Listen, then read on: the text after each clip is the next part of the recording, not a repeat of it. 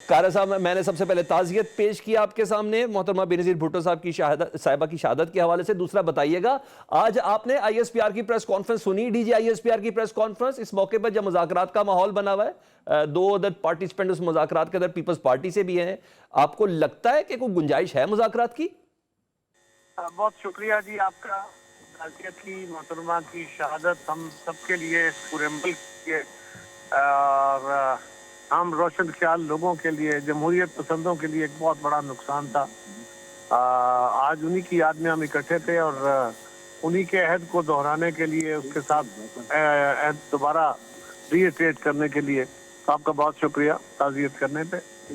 جہاں تک تعلق آئی ایس پی آر کی اسٹیٹمنٹ کا ہے, میں نے خود تو نہیں سنی کیونکہ ہم اپنے جلسے میں تھے, لیکن آج جو بات ہوئی ہے جو میں نے میڈیا کے ذریعے سنی ہے کچھ اسٹیٹمنٹس, تو یہ خوشائند بات ہے. انہوں نے جو باتیں کی ہیں کہ یہ 2014 کی پالیسی کا حصہ ہے یا اس کی وجہ بھی بنی ہے, تو میں سمجھتا ہوں کہ 2014 میں یا خان صاحب کے اپنے دور حکومت میں 2021 میں جب انہی طالبان کو یہاں آباد کرنے کا فیصلہ کیا گیا تھا, وہ فیصلہ درست نہیں تھا. ہم اس فیصلے کے خلاف تھے کہ یہ فیصلہ, اس وقت بھی ہم کہہ رہے تھے کہ یہ فیصلہ پاکستان کے لیے بڑا نقصان دہ ہوگا, اس لیے کہ وہ لوگ جو علمی طور پہ, علمی فکری طور پہ ان کی ساخت اور حیثیت ہی پاکستان کے وجود کے خلاف ہے.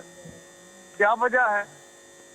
اس وقت افغانستان کے اندر ایک انتہا پسند گورنمنٹ ہے, طالبان کی حکومت ہے, اور وہ نہ جمہوریت مانتے ہیں, نہ ان کو مانتے ہیں, نہ کسی اور چیز کو. وہ اپنے خاص طے شدہ جس کو شریعت کہتے ہیں, اپنی انٹرپریٹڈ, وہ شرعی نظام کے تحت ملک چلانا چاہتے ہیں.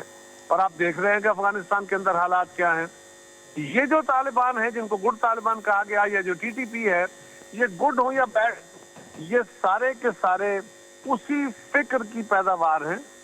یہ بھی پاکستان کے اندر اسی طرح کے اور ایک ایسا نظام قائم کرنا چاہتے ہیں جو شریعت کے اوپر بیسڈ ہو, جو وہ جس کو وہ شریعت کہیں. اب ایسی سوچ کا کوئی علاج ہے کہ آپ ان کو سیٹل کر لیں, آپ ان سے ڈائلاگ کر کے سیٹل کر لیں.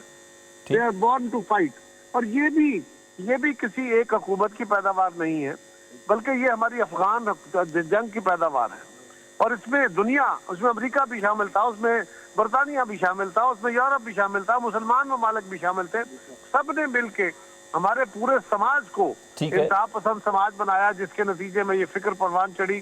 اور آج وہی سوچ ہمارے بہت سارے مدارس کے اندر, ہمارے بہت سارے لوگوں کے اندر پائی جاتی ہے, جو ہمارے لیے بڑی تکلیف دہ ہے. قائرہ صاحب, آپ ایک پیپلز پارٹی ایک بڑا کلیئر سٹانس رکھتی ہے ان چیزوں کے حوالے سے. آج جو D G I S P R کی پریس کانفرنس کے میں کچھ پوائنٹس بتا دیتا ہوں. اس پوائنٹ کے اندر یہ بات بالکل واضح طور پر کیٹاگوریکلی پاکستان تحریک انصاف اور عمران خان صاحب سے جوڑی گئی ہے, اس فورن پالیسی ریگارڈنگ افغانستان یا طالبان کی سیٹلمنٹ کے حوالے سے. تو کیا یہ ممکن ہے کہ آرمی چیف کے بغیر پاکستان اپنی فورن پالیسی میں اتنا آزاد تھا, یا وزیر اعظم کے پاس ہے افغانستان کے ساتھ ریلیشن رکھنے کے تمام اختیارات, کہ ہماری اس وقت کی ملٹری اسٹیبلشمنٹ بھی اتنی ہی انوالو تھی؟ دیکھیے, اس طرح کے فیصلے یقیناً بڑے مشاورتی فیصلے ہوتے ہیں, لیکن یہ اس وقت کا ایک سوال, اگر کوئی یہ کہے کہ عمران خان نے جان کے یہ فیصلہ کیا تھا کہ اس سے پاکستان کا نقصان ہو, تو میرا خیال ہے یہ مناسب نہیں ہوگا. ہاں, عمران خان حکومت کا یہ فیصلہ غلط تھا.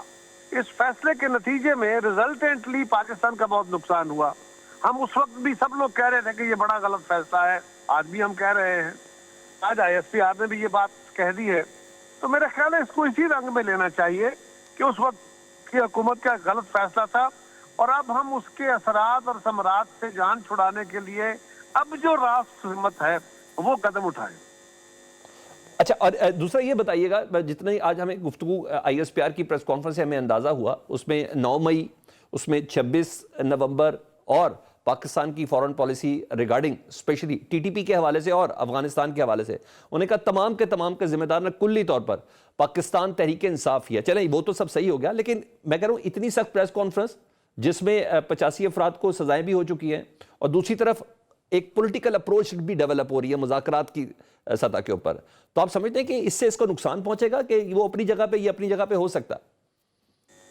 دیکھیے, میں نے کیونکہ وہ سٹیٹمنٹ سنی نہیں ہے, मुझे नहीं पता कि उन्होंने नाम लेके तहरीक इंसाफ को एलिज किया है कि नहीं, क्योंकि इसके मानी बहुत बदल जाते हैं। और ये बात तो बहरहाल दुरुस्त है कि 9 मई के वाक़े ने पाकिस्तान को, और उसके बाद 26 नवंबर ने 9 महीने पाकिस्तान की पूरी सियासत को अपनी जकड़ में लिया हुआ है ना। उन्होंने अपने लिए भी खड्डे खोदे हैं, तहरीक इंसाफ ने के लिए भी अजाब पैदा किया है, उन्होंने इदारों को भी इम्तिहान में डाला। तो ये सबके लिए एक चैलेंज है। तो मैं समझता हूँ कि ये बात अपनी है, लेकिन इस तरह की सियासत से तायब होने का अगर रास्ता है तो डायलॉग के जरिए निकल सकता है।